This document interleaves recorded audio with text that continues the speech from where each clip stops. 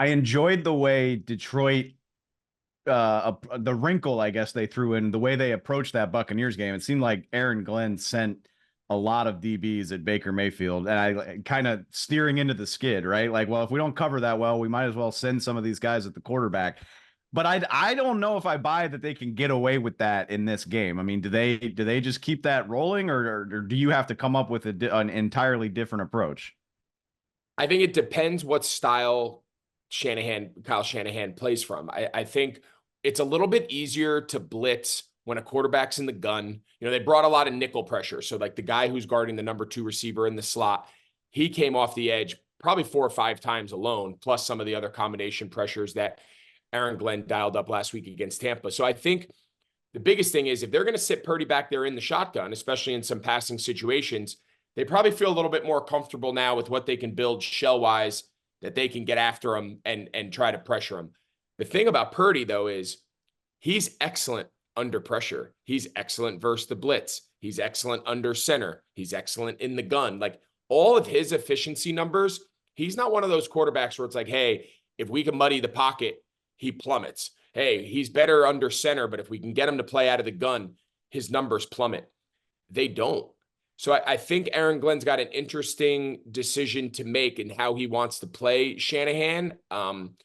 Everything with Shanahan and the 49ers is you got to stop. Everything they do is explosive plays, right? You even think of the run game last week of San Francisco, and we kept making it a point a million times to get the point across. Their run game's not scary because they get 5 yards every time. Their run game's scary because, as we saw, McCaffrey makes one guy miss and he has a 45-yard touchdown. Like, that's the element that their run game's just different than everybody else's, but you have to keep a lid on the explosive plays, run or pass. If you don't do that against San Francisco, the teams that don't are the teams that they just boat race. You were there in those conditions. I mean, I mean, obviously everything you said about the way Purdy has handled pressure and things like that, the numbers back it up and what you watch back it up. But I mean, it didn't always bear out in that game against Green Bay. Do you chalk that up purely to the conditions? Because I mean, it was pretty nasty up there last weekend. I think there was a lot of. I think there's a lot of reasons. I think very rarely is it just like one specific thing that you put your finger on. Listen, it was not Purdy's cleanest game, right? There was some missed reads. There were some balls that we showed just came out of his hand. You can tell he didn't have a great feel of the ball at times, and the reality was it was pouring. I mean, it might not have looked like it on television. I would look on the monitors, but then when you looked up in the lights and you looked on the field in real time, I mean, it was pouring for 75% of the game. There were certain pockets where it stopped. But I would say that is definitely a factor.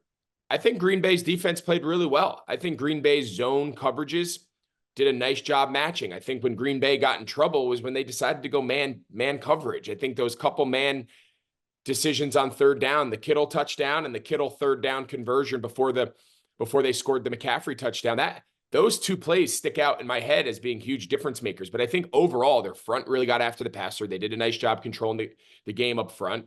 And I think they gave San Francisco a little fit. So I don't think it was necessarily that Purdy just played bad.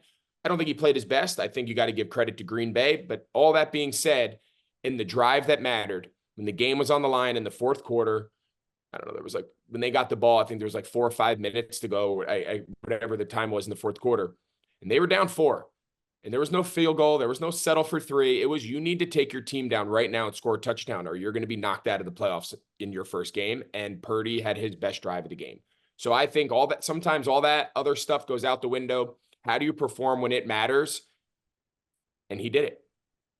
He absolutely did. And I think, to your point, something that gets lost there is the Niners essentially decided, like, we're going to win it or lose it here. I mean, they got the ball with 4 or 5 minutes to play and took the clock all the way down to 1 minute.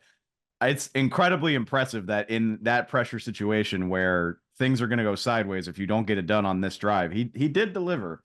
On the other side of this, I really like the way the Lions offense matches up in this game, except for the fact that Jonah Jackson is out and Frank Ragnow is going to be playing through multiple sprains, which is insane. I don't know how you do that, but it's incredible. How might that affect what the Lions want to do offensively when you don't have, I mean, specifically Ragnow being limited, but also Jackson not even playing in this game. Yeah, I think it's a huge factor. And I think what's unique about the San Francisco defensive front is most games you go in saying, okay, how do we protect the tackles? Because on most teams, the edge guys are who kill you. And obviously San Francisco has that with Bosa and Young and whatnot. So they have that. But then what's also unique is their depth and their strength of their interior rush, which is going to go against the guys that you're mentioning in Detroit that are going to be either missing or playing presumably injured. So I think that's a huge factor. I do think as long as the game stays close, their ability to protect their offensive line, their ability to protect the passer with their scheme and their play action game, and the versatility of what they want to do with Ben Johnson's offense does take a lot of burden off of the offensive line. They can be, and especially when you have two tackles like they do with Decker and Penei Sewell, you can give a little bit more inside. You can have a little bit more compact protection. You don't have to feel like your guards need to really widen out to go help your tackles and give presence. So it all works together. But I will say in a close game that's not a runaway where Detroit has to play from behind, their versatility and their balance on offense makes a lot of that protection issues a little bit easier. It's very similar to what we said last week with Green Bay. It's very similar to how San Francisco, they all are kind of operating under the same presumption that if we can play in close games, our balance, our mix of run and pass, your inability to just rush a quarterback in the shotgun 35, 40 times a game slows the pass rush down. It alleviates a lot of the pressure on the offensive line. And I think more and more teams have to understand that. And most do. The teams that are playing at this time of the year do. And other teams around the league are scratching their head saying, man, we can't protect the passer. We take a lot of sacks. Well, yeah, because he's standing in the gun the whole game and the defense is just having a track meet to get to the spot. So I think both teams do a great job with protecting their quarterback and their protectors. And to your point with Detroit, I think that's going to be another factor this week.